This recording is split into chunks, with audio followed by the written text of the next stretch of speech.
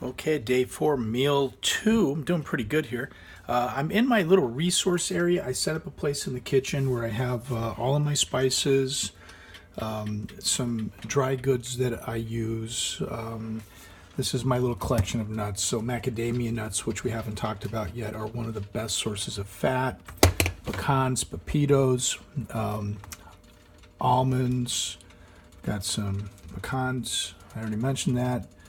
Some dried apples. Got some oatmeal here I'm almost out of.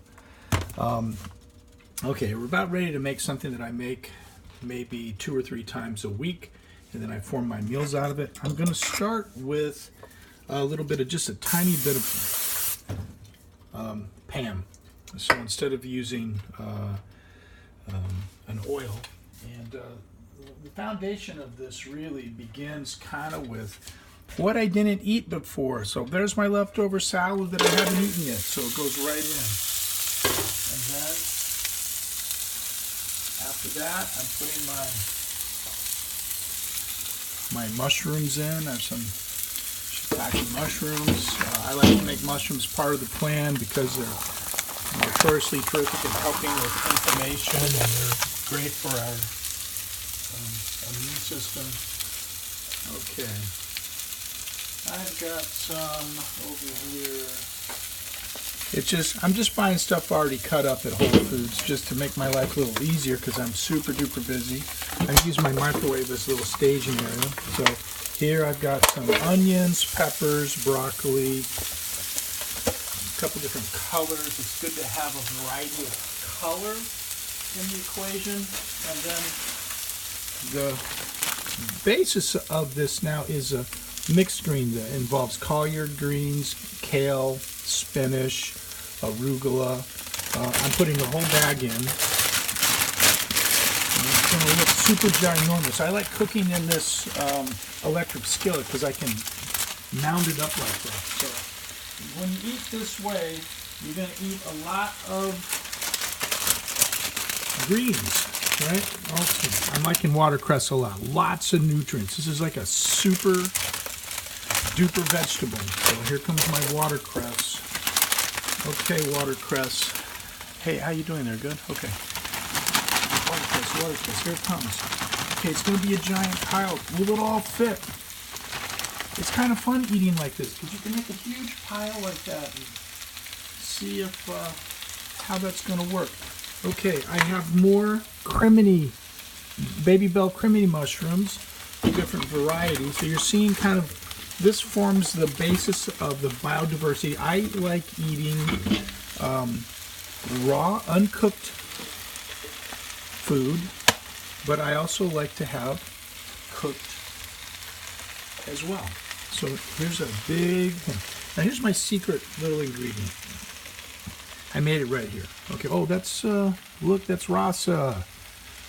Silvana made me a cup that says shodo. It's a kind of special word in Portuguese. It doesn't have any translation. It's like super special. Love. So it's a chicken stock. And so I'm putting my chicken stock in here. And that's going to steam all these and make this super delicious. I'm going to use a little bit of salt that has organic herbs and vegetables right in it. So I'm not going to use a whole lot of salt, but some. So there's sea salt with organic herbs and vegetables. There we go. And then we're going to let that cook down. I am going to add a little bit of broccoli and cauliflower, riced broccoli and cauliflower. And then I will add some already kind of cut up zucchini and summer squash. So that's going to form my next meal here.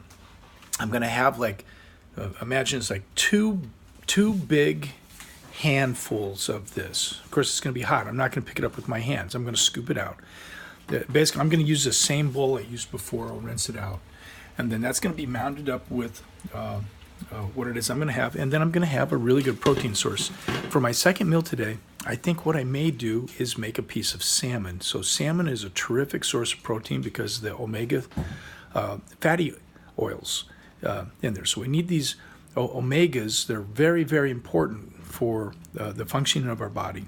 So I think it's going to be a piece of salmon. You could do an egg white omelet with this inside of it. You could just do egg whites. You could have a can of tuna. You could, there's so many options. So this is meal 2.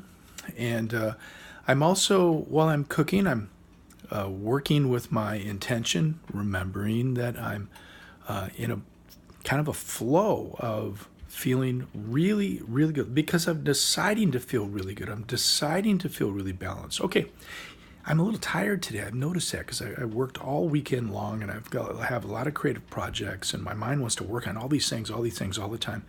And so I'm a little tired, but when I slow down and I'm like, okay, this is actually fun.